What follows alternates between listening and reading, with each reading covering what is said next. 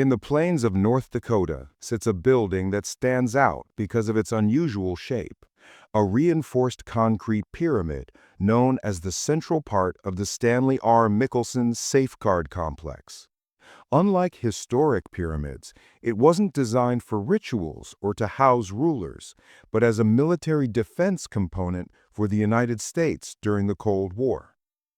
The structure was built during one of the most tense periods of the 20th century, when the threat of a nuclear attack was considered daily by authorities and the population. To understand why this project came to be, we need to look at the context of the 1960s. After World War II, the United States and the Soviet Union entered a period of strategic rivalry. This dispute, known as the Cold War, didn't result in direct battles between the two countries, but rather in an arms race involving weapons, space, technology, and politics. The most striking element of this period was the production and stockpiling of nuclear weapons. Both sides' arsenals grew each year, reaching thousands of warheads capable of global-scale destruction. During the 1960s, the Soviets advanced in producing intercontinental ballistic missiles, or ICBMs, capable of reaching American territory in minutes. This fact intensified feelings of vulnerability in the United States, since any attack could happen suddenly and devastatingly. The Cuban Missile Crisis in 1962 highlighted the seriousness of the situation. The installation of Soviet missiles in Cuban territory, just miles from Florida, brought the world to the brink of nuclear confrontation. The episode reinforced the perception that it was necessary to invest in systems that could offer some type of protection against a potential attack. Within this environment, the concept of anti-missile defense emerged. The proposal was to develop systems capable of identifying and intercepting enemy missiles before they reached their targets. However, there were clear limitations. The United States didn't have the technical or economic capacity to protect all its cities and military bases. The country is vast, and the costs to cover the entire territory would be impossible. Therefore, the system was designed with a strategic priority: protect the American Minuteman missile silos, located mainly in the northern plains. These silos were an essential part of the U.S. nuclear retaliation capability. Ensuring their protection meant that even after an attack, the United States would be able to respond. The logic of the time was called nuclear deterrence. It wasn't about completely preventing destruction, but about ensuring that no adversary would risk an initial attack, since they would suffer immediate and equally devastating retaliation. The choice of North Dakota for the Safeguard Complex installation wasn't random. The region had characteristics that made it suitable for the project. It was close to the Minuteman missile silos, which were considered priority targets of a Soviet attack. The plains' geography was favorable for operating long-range radars without obstacles like mountains.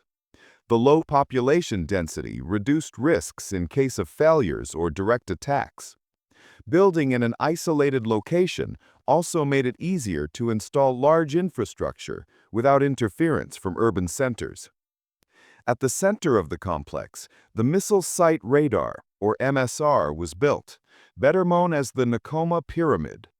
Its shape had no relation to aesthetics or symbolism, but rather to technical functionality. Each sloped face of the pyramid had radar panels, allowing coverage in all directions. These radars had the function of tracking objects at high speed and providing real-time trajectory data to the defense system. The project anticipated that in case of detecting enemy missiles, the system would quickly determine which interceptor would be launched. The pyramid was part of a network that included the Perimeter Acquisition Radar, called PAR, responsible for detecting targets at long distances. It also included Spartan missiles, designed to intercept warheads outside the atmosphere, and Sprint missiles, which acted as the last line of defense, destroying threats already close to the target. This combination formed the core of the Safeguard program, The construction of the complex required billions of dollars.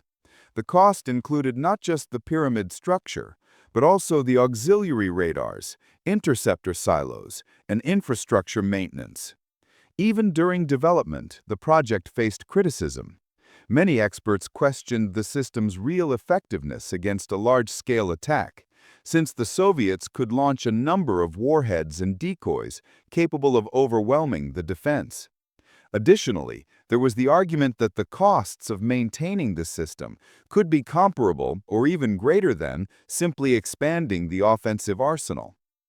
Another point of debate was the project's focus. The safeguard wasn't designed to directly protect the civilian population, but rather American missile silos. This reinforced the perception that the priority was to preserve military capability and not necessarily ensure the safety of cities. With all these elements, the Stanley R. Mickelsen Safeguard Complex became one of the most emblematic projects of the Cold War. It represented not just an attempt to create a technological barrier against enemy missiles, but also a symbol of the arms race and the effort by both sides to maintain strategic advantage. The Nikoma Pyramid remains to this day as the physical remnant of this period, a high-cost military construction built in a rural environment that summarizes the logic of an era when national survival depended on the unstable balance between attack and defense. The Stanley R. Mickelsen Safeguard Complex wasn't just another military project. It represented one of the largest investments in defense engineering and technology during the Cold War. Building the complex involved thousands of workers, leading companies, and years of planning, resulting in one of the most unusual and expensive structures ever built in the United States. In this part, we'll detail the technical design, construction, and operation of the system, highlighting its main components, operational logic, and the challenges that led to initial criticism even before its activation. The central goal of the Safeguard program was simple in concept, but extremely complex in execution: intercept Soviet intercontinental ballistic missiles before they reached the Minuteman missile silos, located in the American Midwest. For this, it was necessary to combine three fundamental elements. First, fast and long-range detection, to identify possible missiles shortly after launch.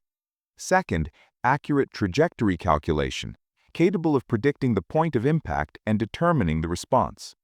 And third, high-speed interception, to destroy enemy warheads in space or already close to the target. The Stanley R. Mickelsen Safeguard Complex was planned to bring together these three pillars in a single installation. At the center of the complex was the best-known structure, the Missile Site Radar, or MSR, popularly called the Nikoma Pyramid. Built in reinforced concrete, the pyramid had thick walls and sloped faces that housed large radar panels. The choice of this geometric shape had no relation to symbolism, but rather to practicality. It allowed radar antennas to be installed on each side, ensuring 360-degree coverage. Each radar panel was responsible for tracking objects in airspace, sending information in real time to control systems. This capability was crucial, since the trajectory of an intercontinental missile can change in seconds, requiring immediate calculations. The pyramid also housed the command systems and computers responsible for processing data and activating the interceptors. In practice, it functioned as the brain of the Safeguard Complex. Besides the pyramid, the complex had the Perimeter Acquisition Radar, or PAR, located dozens of miles away in Cavalier, North Dakota. This radar's function was to identify objects hundreds of miles away, acting as the first line of alert. Once a possible missile was detected, the data was transmitted to the pyramid, which took over detailed tracking and prepared the response. The PAR was considered one of the most powerful radars in the world at the time, and to this day, part of it continues in operation, adapted for space surveillance missions and satellite monitoring. The defense system had two types of interceptor missiles, Spartan and Sprint. The Spartan missiles were long-range, designed to intercept nuclear warheads in space before entering the atmosphere. They were about 16 meters tall and weighed more than 12 tons. Each missile carried its own nuclear warhead, used to destroy the target through high-altitude explosion. Their range was approximately 740 kilometers. The Sprint missiles served as the last line of defense, designed to intercept warheads that managed to pass the Spartan barrier.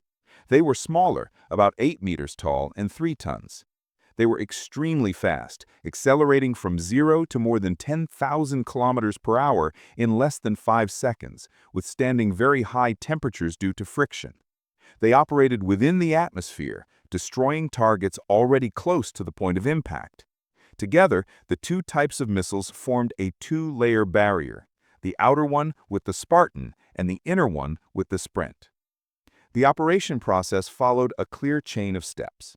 First came initial detection, where the PAR radar identified suspicious objects hundreds of miles away. Then came detailed tracking, where the MSR pyramid took over trajectory calculation, determining if the object represented a real threat. Next was the interception decision, where computers processed the data and selected which missile should be launched. Then came the interceptor launch, where the Spartan was used against distant threats, and if it failed or was insufficient, the Sprint was launched. Finally came warhead destruction, where both interceptors used nuclear warheads, which exploded near the target, destroying or diverting the enemy warhead's trajectory. This process had to happen in a matter of seconds. Any delay could mean the loss of strategic silos or even complete defense failure. Despite its sophistication, the system faced serious limitations. If the Soviets launched dozens or hundreds of missiles at the same time, accompanied by decoys, the system could be overloaded and fail. Each Spartan or Sprint interceptor exploded with a nuclear warhead, which meant that, even intercepting an attack, there would be radiation released on American territory. The costs were high, with maintaining the complex consuming billions of dollars, comparable to the cost of expanding the offensive arsenal itself. And although designed to act in seconds, any failure in calculations or radars could compromise the entire operation. These difficulties raised constant doubts about the project's real effectiveness.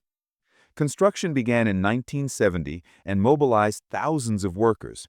At the height of the work, small North Dakota towns saw their daily life change dramatically with the arrival of engineers, military personnel, and workers. The region's severe climate was an additional challenge. Long, extremely cold winters made it difficult to carry out the work, requiring special logistics for transporting materials and maintaining schedules. Even so, the project advanced quickly, since it was considered a priority within American military strategy. Operating the Stanley R Mickelsen Safeguard Complex required trained teams working full-time. Military personnel, technicians, and engineers were responsible for operating the radars, monitoring airspace, and keeping systems ready for immediate response. Reports from former employees described the environment as highly controlled. Access was restricted, and the routine included constant system monitoring and readiness drills. The pressure was evident. Any failure could represent a disaster on a national scale. Alongside technical issues, the project faced intense political debate in Washington. Many congressmen questioned the usefulness of spending billions on a system that didn't directly protect the civilian population. Additionally, diplomats warned that the safeguard could harm negotiations for arms limitation treaties with the Soviet Union. By investing heavily in anti-missile defense, the United States could encourage Moscow to further expand its offensive arsenal, creating an endless cycle of spending and tensions. Despite the criticism, it's undeniable that the Stanley R. Mickelsen Safeguard Complex represented a significant advance in radar technology, interception, and automated command systems. The Nakoma Pyramid in particular became an icon of military engineering. Its robust structure and functionality remain to this day as an example of a period when investment in defense seemed to have no limits. Even before its activation, many analysts already predicted that the system would have a short life. The costs were high, effectiveness was limited, and international negotiations were moving towards imposing restrictions on projects of this type. What no one imagined was that the deactivation would happen so quickly. The complex entered full operation in October 1975 and was officially deactivated in April 1976. This short duration would transform the pyramid in North Dakota into one of the clearest symbols of the Cold War logic. Colossal investments that often didn't fully fulfill the function for which they were conceived. The Stanley R. Mickelsen Safeguard Complex was one of the most ambitious undertakings in American defense history. After years of planning, billions of dollars invested, and the mobilization of thousands of workers, it finally entered full operation in October 1975. However, its active trajectory lasted only 7 months, being deactivated in April 1976. This short period of operation transformed the complex into a historical landmark of contradictions, a symbol of American technological power and, at the same time, an example of waste and how strategic decisions can change direction quickly due to political, diplomatic, and budget pressures. It's estimated that the Safeguard Complex consumed billions of dollars annually, including radar maintenance, computer upgrades, and logistics. Compared to other military programs, the expense was considered disproportionate. Many analysts argued that the same amount could be used to increase the number of offensive missiles or invest in less costly surveillance systems. In Congress, criticism began to intensify. Lawmakers questioned whether it was worth investing so much in a system that protected only a specific region of the country. After all, the complex's main mission was to protect Minuteman missile silos in the Midwest.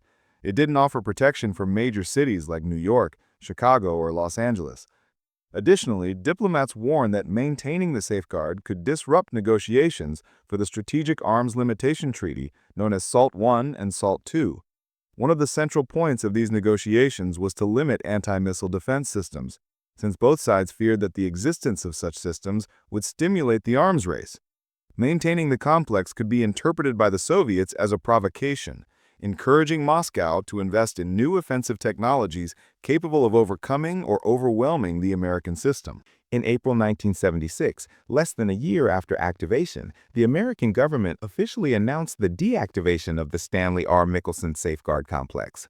The decision was justified by 3 main factors. First, the cost was disproportionate in relation to the benefit, as the system didn't protect cities or the general population. Second, there was diplomatic pressure, as continuation could compromise strategic arms limitation treaties. And third, the effectiveness was limited, with studies indicating that the complex would be unable to stop a massive attack. The quick closure transformed the complex into one of the most striking examples of a military project abandoned shortly after its completion. With deactivation, the Spartan and Sprint missiles were removed and dismantled. The Nakoma Pyramid facilities were emptied, and the site was maintained only at a minimum security level. The PAR radar, however, continued operating. It was adapted for new functions such as space monitoring, satellite tracking, and detecting objects in orbit. To this day, the Cavalier radar remains active, being an essential part of American aerospace surveillance. The Nakoma Pyramid became an abandoned landmark. Its concrete structure remained intact, but without practical function. For decades, it was just a silent monument to a war that never happened. For the small towns of North Dakota, closing the complex had immediate impact. During construction and in the first months of operation, the presence of thousands of workers boosted the local economy. With deactivation, many jobs disappeared, and the region returned to its rural routine. Still, the complex never stopped attracting curiosity. Journalists, researchers, and even tourists were interested in the enigmatic pyramid in the middle of the plains. Over time, the structure gained nicknames like the Nuclear Pyramid or the Cold War Temple, even though its function had been purely military. Over the following decades, the Stanley R. Mickelsen Safeguard Complex came to be studied as an example of Cold War strategic decisions. For military engineers, it's remembered as a laboratory for pioneering technologies in radar and interception. For historians, it's a symbol of resource waste amid the arms race. For the local population, it's a reminder of a period when North Dakota was at the center of American nuclear strategy. In 2012, part of the complex was sold at auction for about $530,000 to a religious community, but the pyramid continues to be a landmark difficult to use due to its size, geographic isolation, and high maintenance cost. Despite its short operational life, the Safeguard Complex left important legacies. It brought technological advances, with the radar systems and interception methods developing foundations for technologies still used today in anti-missile defense. It became an example of strategic limitation, showing that in certain cases, the cost of maintaining a defense can be greater than simply investing in offensive deterrence.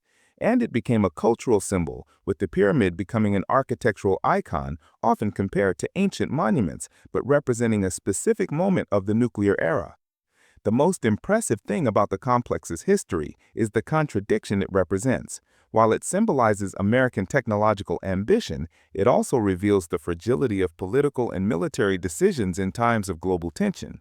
In just 7 months, a multi-billion-dollar project went from strategic achievement to silent ruin. The pyramid continues standing, reminding us that not every grand work fulfills its purpose, but all leave marks on collective memory. The Stanley R. Mickelsen Safeguard Complex, located in Tacoma, North Dakota, remains to this day as one of the most striking symbols of the Cold War in the United States. Although its official operation lasted only 7 months, its historical, technological, and cultural impact extended for decades. In other words, even though the system never fully fulfilled its function, it served as a political tool and as a catalyst for technical advances.